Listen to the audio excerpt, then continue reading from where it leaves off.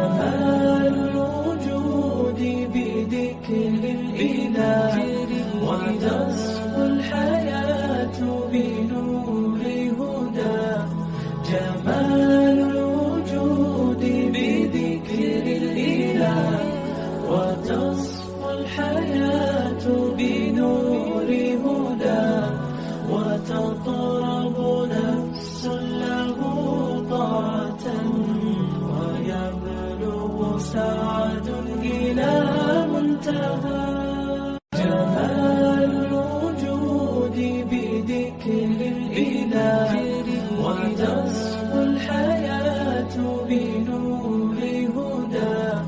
جمال الوجود بذكر الإله وتصفو الحياة بنور هدى. وتطرب نفس له طاعة ويبلغ سعد إلى منتهى.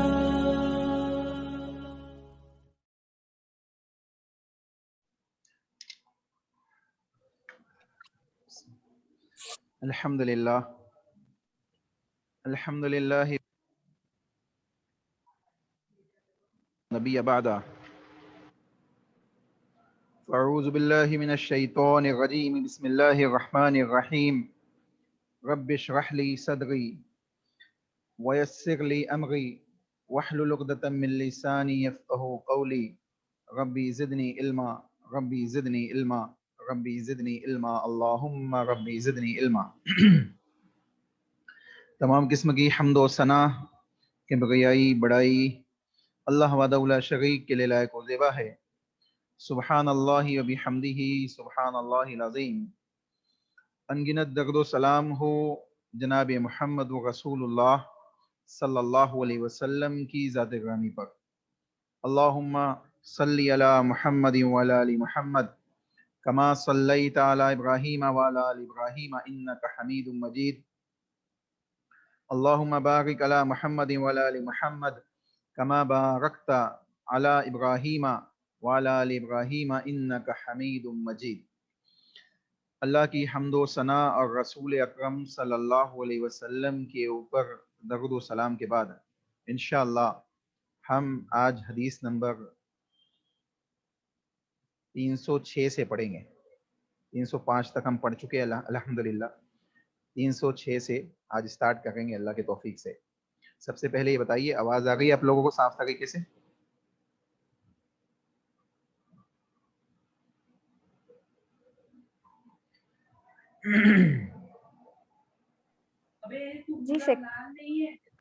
جی جزاک اللہ خیر. دیکھیے جو حدیث آپ کے سامنے ابھی ہے 306 بہت ہی اہم حدیث ہے.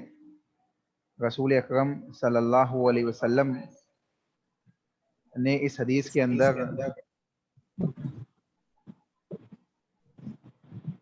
اللہ کے نبی صلی اللہ علیہ وسلم نے جنت میں دخول کا ایک نسخہ دیا ہے. انسان کے دنیا میں آنے کا مقصد کیا ہے؟ کہ وہ اس دنیا کے اندر اللہ ہی کی عبادت کرے اس کے رسول کی اطاعت کے ساتھ، اور اللہ اس کے رسول کی اطاعت کرتے ہوئے اللہ ہی کی عبادت بھی کرے، اور اصل مقصد کیا ہے؟ اس جنت کو حاصل کر لے جہاں سے اس کو نکالا گیا.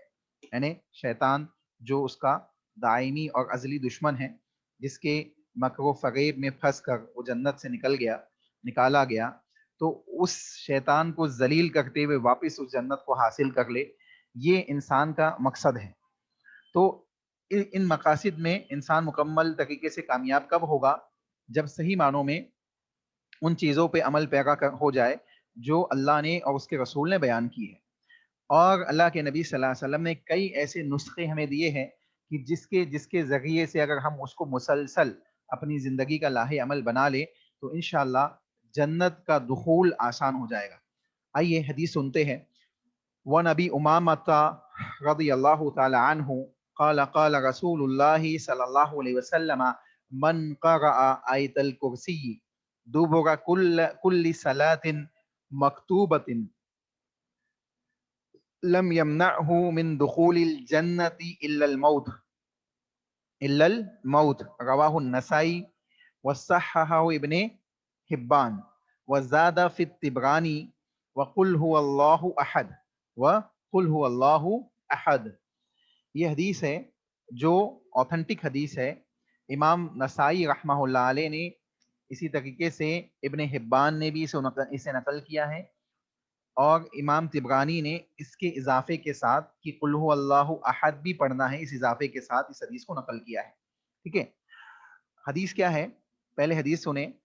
सहाबी रसूल अबू उमामा रदी अल्लाह तआला अन्हु इस हदीस के रावी है, कहते हैं कि रसूल अकरम सल्लल्लाहु अलैहि वसल्लम ने इरशाद फरमाया, जिस शख्स ने हर नमाज के बाद यानी हर फर्ज नमाज के बाद, मकतूबा यानी फर्ज नमाज होता है, अगर सलातिन मकतूबा लिखा हुआ है तो सलातिन मकतूबा का मतलब क्या होता है, फर्ज नमाज। क्या होता है, फर्ज नमाज। ठीक है, मकतूबा फर्ज नमाज। तो अल्लाह के नबी सल्लल्लाहु अलैहि वसल्लम ने बयान किया, जो शख्स हर फर्ज नमाज के बाद, कुल्ला देखिए कुल्ली लिखा हुआ है ना, कुल्ली, कुल्ली सलातिन मकतूबतिन, हर फर्ज नमाज के बाद, दुबोरा यानी बाद, दुबोरा यानी बाद, यानी हर फर्ज नमाज के बाद क्या करता है, आयतल कुर्सी पढ़ता है। मन करा, आयतल कुर्सी पढ़ता है। ठीक है, लम यमनाहु मिन दुखुलिल जन्नह, कोई चीज उसको जन्नत में दाखिल होने से नहीं रोक सकती, कोई चीज उसको जन्नत में दाखिल होने से नहीं रोक सकती, सिवाय मौत के, सिवाय मौत के। अल्लाह के नबी क्या कह गए, सिवाय मौत के कोई चीज उसको जन्नत में जाने से नहीं रोक सकती। कौन सी आयत पढ़ना है, हर नमाज के, हर फर्ज नमाज के बाद कौन सी आयत पढ़ना है, आयतल कुर्सी, और दूसरी रिवायत में सूरह इखलास। जी, सूरह आयतल कुर्सी पढ़ना है और सूरह इखलास पढ़ना है। ठीक है, तो अभी फिलहाल इसी रिवायत को सामने रखें।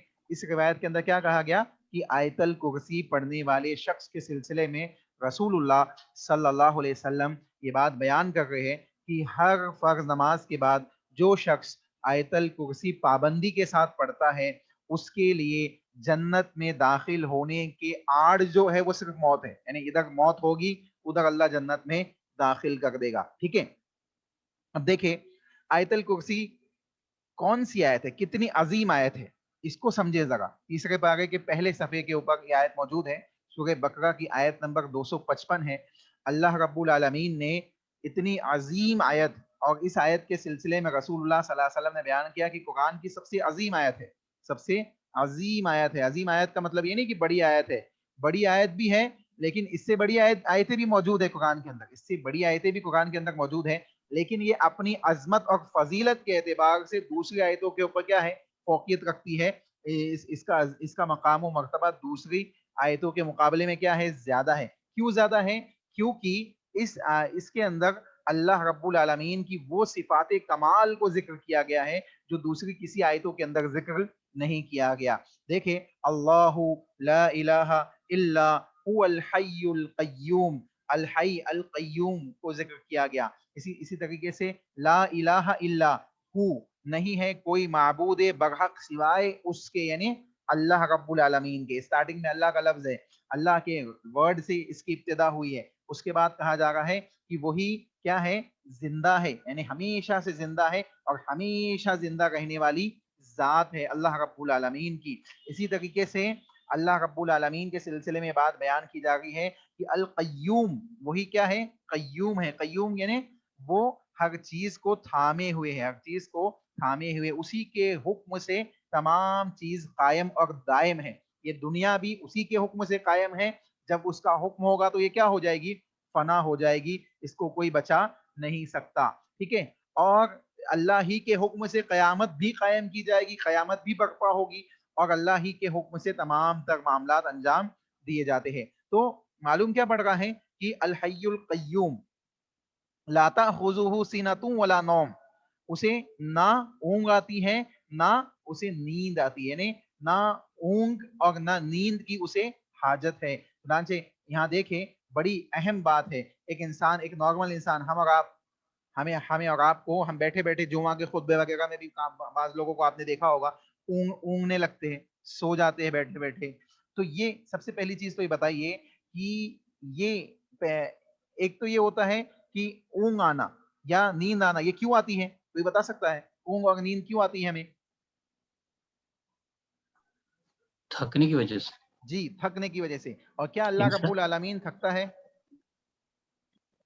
جی نہیں.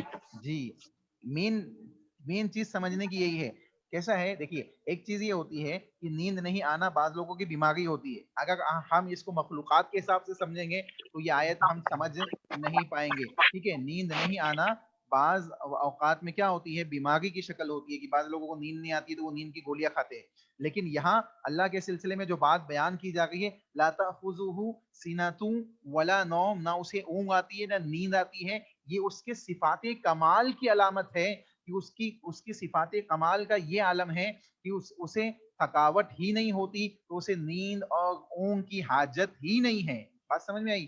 اس کو اس کی یعنی اگر اللہ کے سلسلے میں کسی چیز کی نفی کی جائے، کسی چیز کی نفی کی جائے تو اس کا مطلب ہوتا ہے کہ وہ نفی بھی کمال کی ہے، یعنی اس کے اندر بھی صفات کمال موجود ہے. تو کیوں نہیں آتی ہے؟ یہ کوئی بیماری یا کوئی ایسی چیز نہیں ہے، بلکہ یہ اللہ کی صفات کمال ہے کہ اس کو اس کی حاجت ہی نہیں ہے. اسی طریقے سے کھانے پینے کی حاجت بھی اللہ کو نہیں ہے. اور کئی چیزیں اللہ رب العالمین کے سلسلے میں جو کتاب و سنت کا موقف ہے وہ واضح ہے، اور ہمیں اتنا ہی موقف رکھنا ہے جتنا کتاب و سنت کے اندر بیان کیا گیا ہے. اس میں نہ تعویلات ہم کریں گے، اس میں نہ اپنی طرف سے کسی قسم کی تشبیہات کریں گے، نہ کسی قسم کی مثالیں اور تمثیلات کو ہم بیان کریں گے. چنانچہ اللہ ایک عظیم آیت ہے جس کے سلسلے میں اللہ کے نبی یہ گواہی دے گئے ہیں کہ اگر اس کو مسلسل ہر نماز کے بعد ہر فرض نماز کے بعد اس کی پابندی کوئی کرتا ہے، پابندی کے ساتھ اس کے پڑھنے کا اہتمام کرتا ہے، تو یقینی معنوں میں انشاءاللہ وہ جنت میں کیا ہوگا؟ داخل ہوگا. اس کے لیے سوائے موت کے کوئی دوسری چیز آڑ نہیں ہے. تو اس کو پابندی کے ساتھ پانچوں نمازوں کے اندر کیا کرنا ہے؟ ہمیں پڑھنا ہے. میں مختصر انداز میں آیت الکرسی کا ترجمہ کرتے ہوئے آپ کے سامنے چلوں تاکہ اس کی عظمت ہمیں محسوس ہو. اللہ رب آگے بیان کیا گیا، ما لہو ما فی السماوات و ما فی الارض، جو کچھ لہو اسی کے لیے ہے، ما فی السماوات جو کچھ آسمانوں میں ہے، وما فی الارض اور جو کچھ زمین میں ہے. یعنی اللہ رب العالمین ہی کے حکم سے تمام چیزیں ہیں، اور اللہ رب العالمین ہی کے لیے یہ کیا ہے؟ اللہ رب العالمین ہی کے لیے ہے، اللہ رب العالمین ہی کی بادشاہت میں ہے، اللہ ہی کے حکم سے تمام تر معاملات زمین و آسمان کے انجام دیے جا رہے ہیں، اور یہ تمام چیزیں اللہ ہی کے لیے ہے. تو انسان کو بھی چاہیے کہ جب اللہ ہی کے لیے وہ بھی ہے تو اللہ ہی کی عبادت اس کو بجا لانی ہے. اور اللہ جیسے اللہ کے نبی صلی اللہ علیہ وسلم کو حکم دیا گیا، قل ان صلاتی و نسکی و محیای و مماتی للہ رب العالمین، کہ نبی آپ کہہ دیجئے کہ میری نماز، میری قربانی، میرا جینا، میرا مرنا سب اللہ رب العالمین ہی کے لیے ہے. تو لہو ما فی السماوات و ما فی الارض، جو کچھ آسمانوں میں ہے، جو کچھ زمینوں میں ہے، سب کس کا ہے؟ سب اللہ ہی کے لیے ہے. کسی دوسرے کی اس میں کوئی ملکیت، کوئی قدرت کسی دوسرے کو حاصل نہیں ہے. اسی طریقے سے آگے بیان کیا گیا، من ذا الذی کون ہے؟ من سوال کیا جا رہا ہے کون ہے؟ ذا الذی یشفع جو کون ہے وہ جو سفارش کرے، عندہ اس کے پاس. کون ہے وہ جو سفارش کرے، عندہ اس کے پاس، الا باذنی سوائے اس کی اجازت کے. یعنی اس کی اجازت کے بغیر کوئی اس کے پاس سفارش نہیں کر سکتا. اگر کسی کو سفارش کا موقع دیا جائے گا تو اللہ کے حکم سے دیا جائے گا. جیسے نبی اکرم صلی اللہ علیہ وسلم شفاعت کبریٰ کا ثبوت کتاب و سنت سے ہمیں ملتا ہے، احادیث صحیحہ سے ہمیں ملتا ہے کہ اللہ کے نبی صلی اللہ علیہ وسلم سفارش کریں گے اللہ رب العالمین سے. اور لوگوں کے لیے جنت میں دخول کے اسباب کے اندر سفارش بھی ہے، اور ایک عظیم نعمت ہے امت محمدیہ کے لیے کہ ہمارے نبی جناب محمد رسول اللہ صلی اللہ علیہ وسلم شفاعت کبریٰ سے سرفراز کیے جائیں گے. تو رسول اکرم صلی اللہ علیہ وسلم سفارش تو کریں گے، شفاعت ہوگی، لیکن کس کے حکم سے ہوگی؟ اللہ ہی کے حکم سے ہوگی. اللہ کے علاوہ کسی دوسرے کے حکم سے سفارش یا شفاعت نہیں ہوگی. ٹھیک ہے.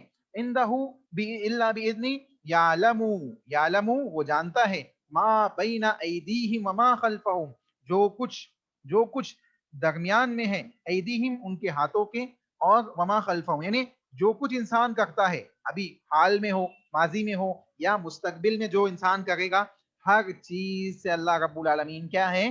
واقف ہے، وہ کسی بھی معاملے سے غافل نہیں ہے، وہ کسی بھی معاملے سے غافل نہیں ہے۔ تو معلوم کیا پڑ رہا ہے، اللہ رب العالمین نے عظمت والی اس آیت کے اندر تمام تر اللہ رب العالمین سے جڑی ہوئی صفات کو ذکر کیا گیا ہے، اور یہ بڑی ہی عظیم آیت ہے۔ اسی طریقے سے اس کا نام آیت الکرسی کس لیے ہے؟ اس کا نام آیت الکرسی اس لیے ہے کہ اللہ نے اس میں بیان کیا کہ اللہ رب العالمین نے بیان کیا کہ الا بما شاء وسع کرسی السماوات والارض، اس کی کرسی کا ذکر کیا گیا۔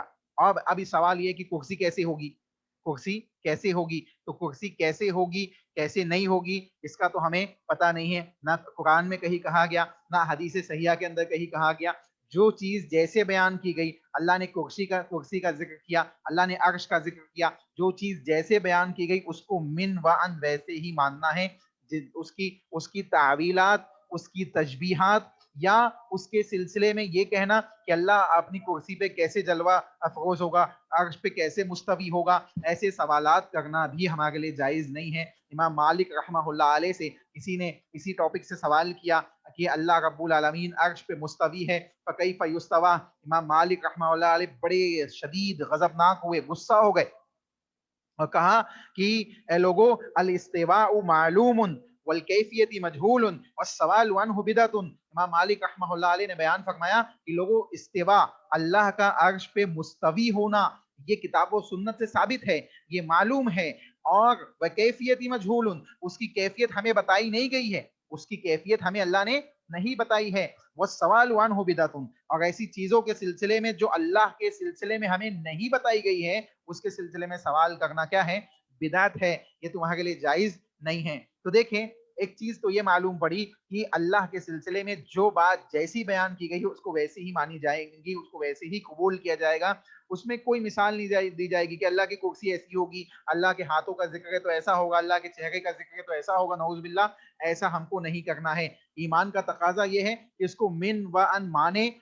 اللہ رب العالمین نے جتنا اپنے سلسلے میں بتایا ہے اتنے ہی پہ اتفاق کرتے ہوئے اتنے پہ ایمان رکھے۔ دلیل کیا ہے اس کی دلیل یہ ہے، اللہ نے کتاب اللہ کے اندر بیان کیا، انما یأمرکم بالسوء والفحشاء وَأَن تَقُولُوا عَلَى اللَّهِ مَا لَا تَعْلَمُونَ۔ شیطان کے حربوں کو اللہ نے ذکر کیا، کہا انما یأمرکم بالسوء والفحشاء، کہ شیطان کیا کرتا ہے؟ بے شک شیطان تمہیں حکم دیتا ہے، تمہیں ابھارتا ہے کس چیز کی طرف؟ بالسوء، گناہ کی طرف، بالسوء گناہ کی طرف، والفحشاء اور بے حیائی کی طرف، گناہوں کی طرف، بے حیائی کی طرف، بے حیائی کے کاموں کی طرف۔ وَأَن تَقُولُوا عَلَى اللَّهِ، اور تم اللہ کے سلسلے میں ایسی باتیں کہو مَا لَا تَعْلَمُونَ، جس کا تمہیں علم نہیں ہے۔ وَأَن تَقُولُوا عَلَى اللَّهِ مَا لَا تَعْلَمُونَ، کہ تم اللہ کے سلسلے میں ایسی باتیں کہو جس کا تمہیں علم نہیں ہے۔ اب ایک سوال میں آپ سے کرتا ہوں، یہ بتائیے کہ اللہ کے سلسلے میں علم ہمیں کہاں سے ہوگا؟ کہ اللہ کے سلسلے میں اگر ہمیں کچھ جاننا ہے تو ہمیں کیسے معلوم پڑے گا؟ قرآن سے، احادیث سے۔ جی، قرآن حدیث سے۔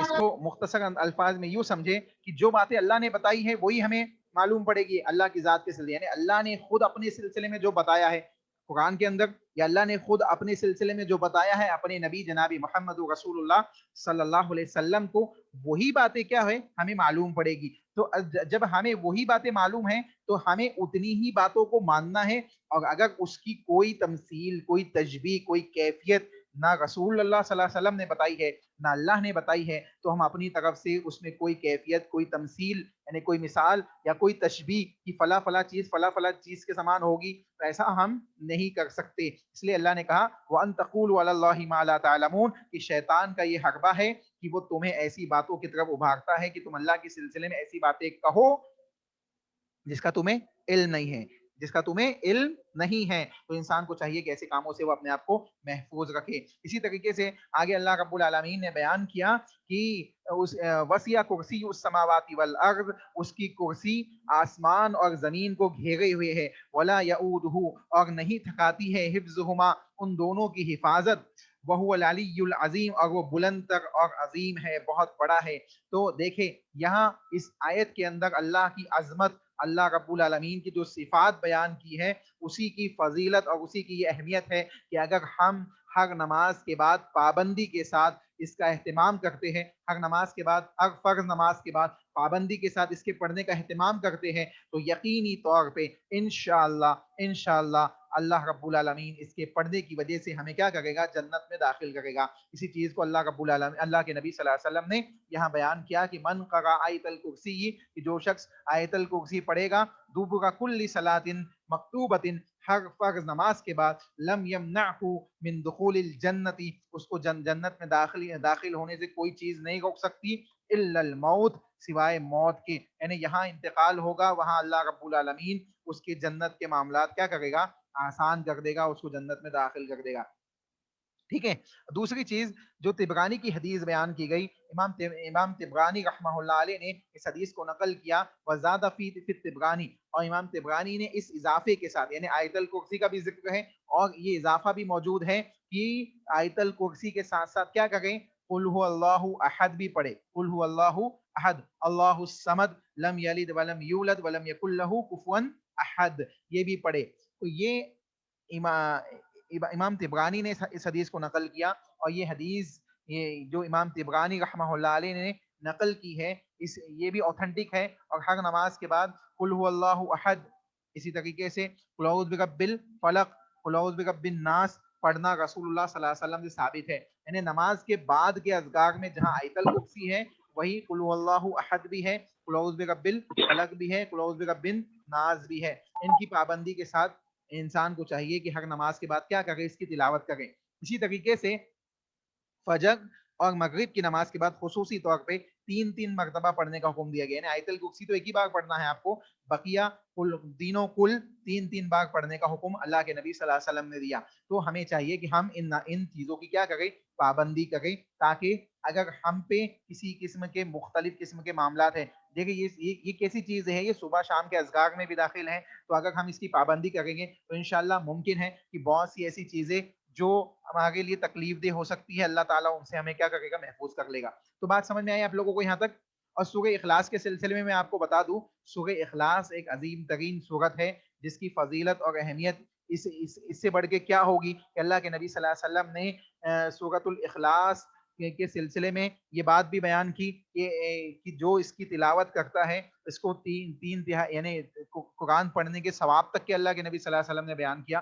تو یہ تمام چیزیں سامنے رکھتے ہوئے ہمیں یہ بات معلوم پڑتی ہے کہ ان صورتوں کی، اس آیت کی اور اس صورت کی اپنی ایک اہمیت ہے، اسی لیے اللہ کے نبی صلی اللہ علیہ وسلم نے اس کے پڑھنے کا حکم دیا ہے۔ دوسری چیز یہ بھی سمجھے کہ جیسے آیت الکرسی کے اندر اللہ کی صفات کو ذکر کیا گیا ہے، ویسے ہی سورۃ الاخلاص کے اندر اللہ رب العالمین کی توحید، اللہ کی وحدانیت کو بیان کیا گیا ہے، جو آیت الکرسی کے ابتدائی جملے میں ہمیں ملتا ہے، اللہ لا الہ الا ہو، اس میں ہمیں ملتا ہے کہ نہیں ہے کوئی معبود سوائے اللہ کے، نہیں ہے کوئی معبود برحق سوائے اللہ رب العالمین کے۔ تو ویسے ہی قل هو اللہ احد کے اندر بھی ہمیں یہ چیز ملتی ہے کہ کہہ دیجئے کہ اللہ ایک ہے نا۔ اور آگے کی صورتوں کے اندر، آگے کی آیتوں کے اندر بھی ہمیں وحدانیت ملتی ہے کہ اللہ رب العالمین ہی کی ذات ہے جو بے نیاز ہے، نہ کسی سے پیدا ہوئی ہے، نہ اس سے کوئی پیدا ہوا ہے، اسی طریقے سے وہ اس کا کوئی ہمسر اور مددگار نہیں ہے۔ تو یہ تمام باتیں اس بات کے اوپر دلالت کرتی ہے کہ اللہ کی وحدانیت والی آیتوں کی اپنی ایک فضیلت اور اہمیت ہے۔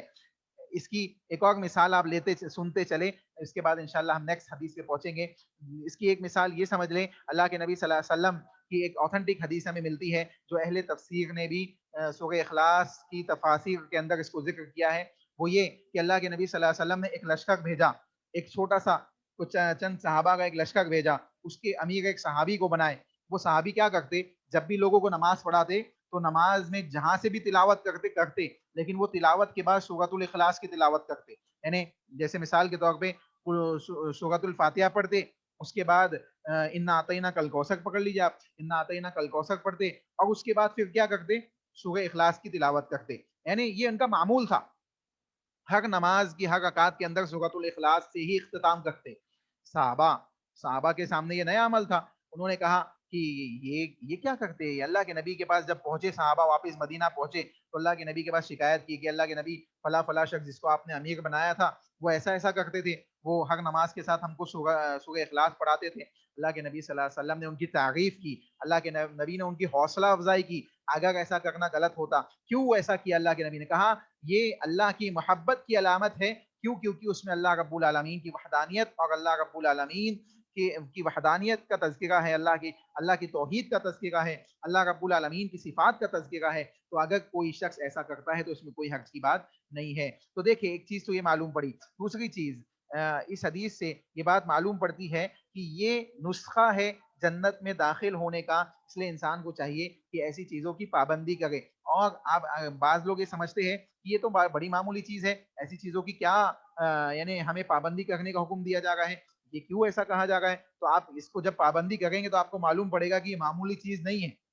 یہ اللہ کی توفیق ہی سے لوگ پابندی کرتے ہیں, اللہ کی توفیق ہی سے لوگ پابندی کرتے ہیں, ورنہ اکثر و بیشتر ایسے ہیں جو نماز پڑھ کے نکل جاتے ہیں, ان کو بعد کے اذکار پڑھنے کی توفیق نہیں ہوتی. ٹھیک ہے, بات سمجھ میں آئی یہاں تک آپ لوگوں کو؟ جی شیخ. جی جزاک اللہ خیر. دیکھیے اس کے بعد والی حدیث, حدیث نمبر 307, ٹھیک ہے, 307, ٹھیک ہے. وان مالک ابن حویرث رضی اللہ تعالی عنہ قال قال رسول اللہ صلی اللہ علیہ وسلم صلو کما رأیتمونی اصلی, رواہ البخاری. صحیح بخاری کی حدیث ہے, بڑی اہم حدیث ہے. اللہ کے نبی صلی اللہ علیہ وسلم نے نماز کے سلسلے میں بیان کیا, صلو کما رأیتمونی اصلی, لوگو ایسے نماز پڑھو, اصلی جیسے تم, رأیتمونی تم دیکھتے ہو, نی مجھے, اصلی نماز پڑھتے ہوئے, جیسے تم نماز مجھے پڑھتے ہوئے دیکھتے ہو ویسے نماز پڑھو. جیسے تم مجھے نماز پڑھتے ہوئے دیکھتے ہو ویسے تم نماز پڑھو. اب دیکھیں اس حدیث کے مخاطب براہ راست تو صحابہ ہی ہے, یعنی صحابہ سے اللہ کے نبی کہہ رہے کہ میرے صحابہ کیا کرو, جیسے تم مجھے نماز پڑھتے ہوئے دیکھتے ہو ویسی نماز پڑھو. کیوں صحابہ کیوں مخاطب ہے؟ کیونکہ صحابہ نے اللہ کے نبی کو دیکھا ہے. ٹھیک ہے, اب ہم مخاطب نہیں ہیں, ایسا نہیں ہے کہ ہم مخاطب نہیں ہیں, ہم بھی مخاطب ہے, ہم بھی مخاطب ہے. کیوں؟ کیونکہ ہم امتی ہے. ہم کیا ہے؟ امتی ہے. اس لیے اللہ کے نبی نے کہا صلو کما رأیتمونی اصلی, اے لوگوں ویسے نماز پڑھو جیسے تم مجھے نماز پڑھتے ہوئے دیکھتے ہو. تو براہ راست یعنی اگرچہ مخاطب براہ راست صحابہ ہی ہے, لیکن عمومی حکم امت مسلمہ کے ہر فرد کے ساتھ یہ خاص ہے. ہر فرد کے اوپر یہ حکم عائد ہوتا ہے کہ اگر وہ نماز پڑھنا چاہتا ہے, وہ نماز پڑھتا ہے اور وہ نمازوں کا اہتمام کرتا ہے, تو اس کو چاہیے کہ وہ تحقیق کرے کہ نبی اکرم صلی اللہ علیہ وسلم نے کیسی نماز پڑھی ہے, اللہ کے نبی صلی اللہ علیہ وسلم کی نماز کا طریقہ کیا تھا, رسول اللہ کیسے قیام کرتے تھے, کیسے رکوع کرتے تھے, کیسے سجدہ کرتے تھے, کیسے رسول اللہ سجدے سے اٹھتے تھے, کون سی دعائیں پڑھتے تھے, کون سی دعاؤں کا اہتمام کرتے تھے.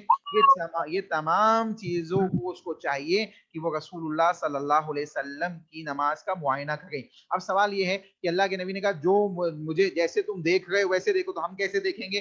ہم اللہ کے نبی صلی اللہ علیہ وسلم کو ایسے دیکھیں گے کہ آپ کی احادیث صحیحہ کے اندر آپ کا کون سا طریقہ نماز بیان کیا گیا ہے, کون سا طریقہ صحابہ نے بیان کیا, کون سے طریقے کو دیکھ دیکھ کے صحابہ نے اپنی نمازوں کی اصلاح کی. ہم بھی احادیث صحیحہ کے اندر جھانکیں گے, احادیث صحیحہ کا مطالعہ کریں گے, اور حدیث صحیحہ سے جائزہ لیتے ہوئے, اہل علم سے رابطہ کرتے ہوئے ہم کیا کریں گے؟ نمازوں کو سیکھیں گے اور ان نمازوں کو اسی انداز سے پڑھیں گے جیسے رسول اللہ صلی اللہ علیہ وسلم پڑھا کرتے تھے.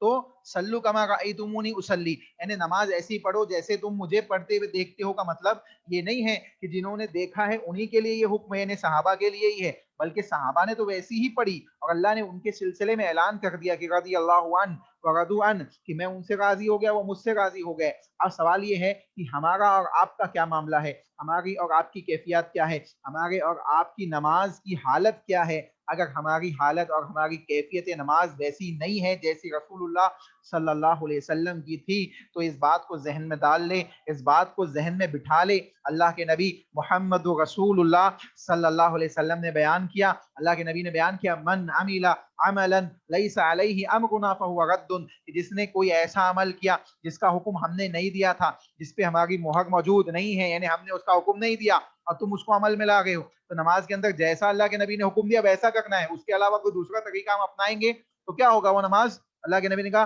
جس نے کوئی ایسا کام کیا جس پہ ہمارا حکم نہیں ہے, وہ کام رد کر دیا جائے گا، وہ عمل رد کر دیا جائے گا، اس کی کوئی حیثیت نہیں ہوگی۔ تو کیا بات سمجھ میں آئی کہ ہم نے اللہ کے نبی کو دیکھا نہیں تو کیا یہ حکم ہمارے لیے ہے یا نہیں ہے؟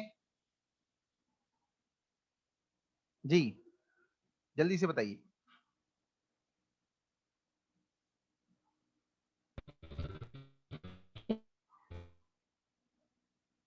آواز نہیں آئی مجھے آپ کی۔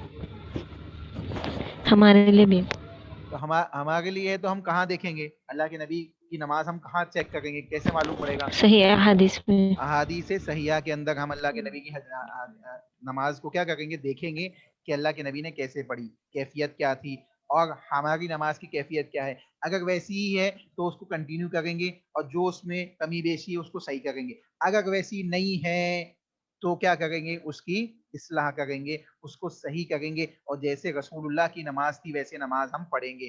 اس لیے اللہ کے نبی نے کہا صلو کما رأیتمونی اصلی، تم ویسے نماز پڑھو جیسے تم مجھے نماز پڑھتے ہوئے دیکھتے ہو۔ اگر اللہ کے نبی صلی اللہ علیہ وسلم ایسا نہیں بھی کہتے تو اللہ نے کتاب اللہ کی متعدد آیتوں کے اندر یہ حکم دیا اطیعوا اللہ واطیعوا الرسول، اطیعوا اللہ واطیعوا الرسول، اطیعوا اللہ واطیعوا الرسول، کہ لوگ اللہ کی اطاعت کرو، رسول اللہ کی اطاعت کرو، اللہ کی اطاعت کرو، رسول اللہ کی اطاعت کرو۔ اور رسول اللہ کی اطاعت ہم پہ ایسے ہی فرض ہے جیسے 5 وقت کی نمازیں ہم پہ فرض ہے۔ رسول اللہ کی اطاعت ایسے ہی ہم پہ فرض ہے جیسے 5 وقت کی نمازیں ہم پہ فرض ہے، ویسے رسول اللہ کی اطاعت بھی ہم پہ فرض ہے۔ تو اگر ہم اللہ کے نبی صلی اللہ علیہ وسلم یہ نہیں بھی کہتے تو ہم پہ کیا تھی؟ یہ چیز لازم تھی کہ ہم نماز ویسے ہی پڑھے جیسے رسول اللہ نے پڑھی ہے۔ لیکن یہاں رسول اللہ نے خاص طور سے نماز کے سلسلے میں بات کہی، کسی دوسری عبادات کے سلسلے میں نہیں، بلکہ نماز کے سلسلے میں خصوصی طور پہ یہ بات کہی کہ لوگوں ایسی نماز پڑھو جیسے تم مجھے پڑھتے ہوئے دیکھتے ہو۔ چنانچہ معلوم پڑ رہا ہے کہ نماز کوئی معمولی عبادت نہیں ہے۔ اب اس کو اس بات سے بھی اندازہ لگا لے، اللہ کے نبی صلی اللہ علیہ وسلم نے جہاں بنی الاسلام علی خمس کے تحت 5 بنیادی اسلام کی بتائی ہے، شہادتین کے بعد سب سے پہلی عبادت جس کو اللہ کے نبی صلی اللہ علیہ وسلم نے بیان کیا وہ نماز ہے۔ وہ کیا ہے؟ نماز ہے۔ اللہ کے نبی نے کہا بنی الاسلام علی خمس، شہادت اللہ الہ الا اللہ وانی رسول اللہ واقام الصلاۃ، اور لوگوں نماز قائم کرو۔ یعنی سب سے پہلے کلمے کے بعد سب سے پہلی چیز جو ہم پہ اپلائی ہوگی وہ کیا ہے؟ نماز ہے۔ سب سے پہلے جس چیز کا حساب ہوگا وہ نماز ہے۔ سب سے پہلے نماز ہی کے سلسلے میں حساب و کتاب ہوگا۔ اللہ کے نبی محمد رسول اللہ نے بیان کیا ان اول ما یحاسب به العبد یوم القیامت الصلاۃ، لوگوں قیامت کے دن سب سے پہلے جس چیز کے سلسلے میں تم سے حساب و کتاب لیا جائے گا وہ کیا ہوگی؟ الصلاۃ، الصلاۃ، الصلاۃ، تمہاری نماز ہوگی۔ اللہ اکبر۔ تو یہ نماز کوئی معمولی عبادت نہیں ہے۔ اسی نماز کے سلسلے میں رسول اللہ نے بیان کیا کہ نماز، یہ اس کی مثال ایسی ہے جیسے کسی انسان کے دروازے کے اوپر صاف و شفاف پانی کی نہر بہتی ہو اور وہ اس میں 5 وقت غسل کرتا ہو۔ صحابہ سے پوچھا اے میرے صحابہ بتاؤ کہ کیا اس کے باڈی کے اوپر، اس کے جسم کے اوپر کوئی میل کچیل بچے گا؟ صحابہ نے کہا اللہ کے نبی یہ کیسے ممکن ہے کہ ایک شخص 5 وقت غسل کرے اور اس کی باڈی پہ میل کچیل بھی باقی بچ جائے؟ اللہ کے نبی یہ ممکن نہیں ہے۔ صحابہ سے اللہ کے نبی نے بیان کیا اے میرے صحابہ یہی مثال ہے نماز کی۔ جب تم نماز پڑھتے ہو اور نمازوں کے درمیان تم سے جو چھوٹے موٹے گناہ سرزد ہو جاتے ہیں، اللہ تمہارے گناہوں کو نمازوں کے ذریعے کیا کرتا ہے؟ معاف کر دیتا ہے، مٹا دیتا ہے۔ تو نماز کوئی معمولی عبادت نہیں ہے۔ نماز کو چھوڑنا ایک بڑا اور کبیرہ گناہ ہے۔ اس لیے اللہ کے نبی نے کہا کہ نماز ویسے پڑھو جیسے تم مجھے پڑھتے ہوئے دیکھتے ہو۔ خصوصی طور پہ اس کے سلسلے میں چیز بیان کی، ٹھیک ہے؟ تو اب دیکھیں آگے چلتے ہیں، ایک اور حدیث پڑھ لیتے ہیں کیونکہ ٹائم بہت کم باقی ہے۔ ایک حدیث میں دیکھ لیتا ہوں پہلے ٹائم انشاءاللہ، ایک حدیث انشاءاللہ اللہ نے چاہا تو ہو جائے گی، پڑھ لیجئے۔ وعن عمران ابن حسین رضی اللہ تعالی عنہ قال قال رسول اللہ صلی اللہ علیہ وسلم صلی قائما، صلی قائما فإن لم يستطع فقائدا فإن لم يستطع فعلى جنب وإلا فأومي، رواہ البخاری، رواہ البخاری، صحیح بخاری کی حدیث ہے، اوتھینٹک حدیث ہے۔ اللہ کے نبی محمد رسول اللہ صلی اللہ علیہ وسلم نے ارشاد فرمایا، حضرت عمران بن حسین رضی اللہ تعالیٰ عنہ حدیث کے راوی ہے، کہتے ہیں عمران بن حسین رضی اللہ تعالیٰ عنہ حدیث کے راوی ہے، کہتے ہیں کہ رسول اللہ صلی اللہ علیہ وسلم نے ارشاد فرمایا نماز کھڑے ہو کر پڑھو۔ اللہ کے نبی نے کہا صلی قائما، صلی قائما، نماز کھڑے ہو کے پڑھو۔ فإن لم تستطع، फक़ाइदन, अगर तुम इस्तिताअत नहीं रखते हो, बीमार हो, नहीं खड़े हो सकते, कोई तकलीफ है, खड़े होने की ताकत नहीं है, फक़ाइदन, तो बैठ के पढ़ो। तो क्या करो, बैठ के पढ़ो, बैठ के पढ़ो, ठीक है। फ़इल्लम तस्तते फ़अला जंबिन, और बैठ कर पढ़ने की भी ताकत नहीं है, इस्तिताअत नहीं है, तो क्या करो, पहलू के बल लेट कर पढ़ लो, पहलू के बल लेट कर पढ़ लो। फ़इल्लम तस्तते फ़अला जंबिन, अल्लाह के नबी ने आगे बयान किया, अगर लेट कर पढ़ने की भी ताकत नहीं है किसी के पास, अल्लाह अकबर, अंदाजा लगाए कितनी अहम इबादत है। कहा गया कि अगर खड़े होके पढ़ो, खड़े होके नहीं पढ़ सकते तो बैठ के पढ़ो, बैठ के नहीं पढ़ सकते तो लेट के पढ़ो, पहलू के बल लेट जाओ, लेट के पढ़ो, और उनमें से किसी पर भी अमल ना हो सके तो फिर इशारे से ही पढ़ लो, इशारे से पढ़ लो। अगर लेट के भी नहीं पढ़ सकते तो क्या करो, इशारे से पढ़ लो। अल्लाह अकबर। आप अंदाजा लगाए, दूसरी ना इबादत का मुआयना करें, रोजे के सिलसिले में कहा गया अगर बीमार हो तो दूसरे अय्याम में रोजा मुकम्मल कर लो, दूसरे अय्याम में रोजा मुकम्मल कर लो। और ऐसी कितनी इबादत है जिनके लिए ये रुख्सत दे दी गई, लेकिन नमाज एक वाहिद एक ऐसी इबादत है जिसके लिए सख्ती से रसूलुल्लाह ने बयान किया कि नमाज हर हालत में तुम पे क्या है, फर्ज है, हर कैफियत के अंदर फर्ज है। अगर पानी ना मिले तो तयम्मुम करके नमाज पढ़ लो। ये अंदाजा लगाए तो कोई मामूली मामूली इबादत नमाज नहीं है, बल्कि एक अजीम तरीन इबादत है। अल्लाह से दुआ है कि अल्लाह हमें सही मानों में इन बातों को समझने की तौफीक अता फरमाए। एक और हदीस है, इंशाल्लाह वो नेक्स्ट क्लास में आपको पढ़ाई जाएगी क्योंकि वक्त बिल्कुल खत्म होने पे है। आप पहले सबसे पहले बताइए, बात आप लोगों को समझ में आई? जी शेख। जी, किसी का कोई सवाल है?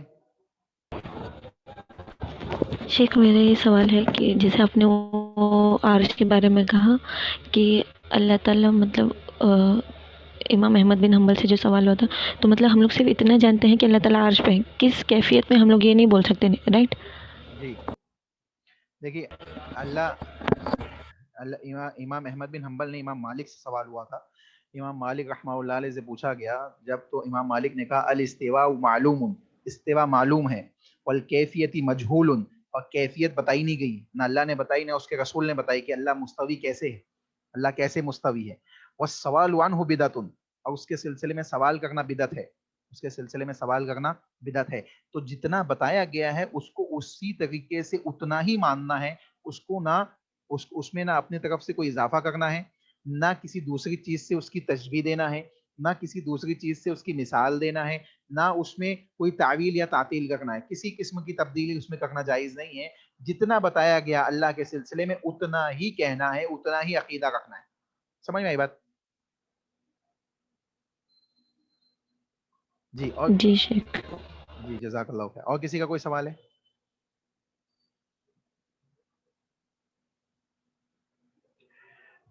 चलिए, आप सबको अल्लाह जज़ाए खैर अता फरमाए। आप इसी तरीके से इल्म इल्म और अमल के साथ मामलात को अंजाम दें। अल्लाह हम सबको इसकी तौफीक अता फरमाए, कहने वालों को, सुनने वालों को, सबको अमल सॉलेह की तौफीक अता फरमाए, और हम सब के लिए जन्नतुल फिरदौस में जमा होने का ज़रिया बनाए। जिन हज़रात ने इस किस्म की इल्मी मजालिस का इन इन वबाओं के अय्याम में भी इंतज़ामात किए हैं, अल्लाह उन सबको भी जज़ाए खैर अता फरमाए, आप सबको वबाओं से महफूज फरमाए, और हम सब के मालो दौलत में खैर व बरकत अता फरमाए। इसी तरीके से रोज़ी रिज़्क़ के हलाल में खैर व बरकत अता फरमाए, दुनिया व आखिरत के मामलात हमारे आसान फरमाए, और दुनिया व आखिरत में भलाई और कामयाबी अता फरमाए। आमीन। दुआ कीजिए, दुआ पढ़िए, सुब्हानकल्लाहुम्मा रब्बना व बिहम्दिक अशहदु अल्ला इलाहा इल्ला अंता अस्तगफिरुका व अतूबु इलैक। वस्सलामु अलैकुम व रहमतुल्लाहि व बरकातुहू।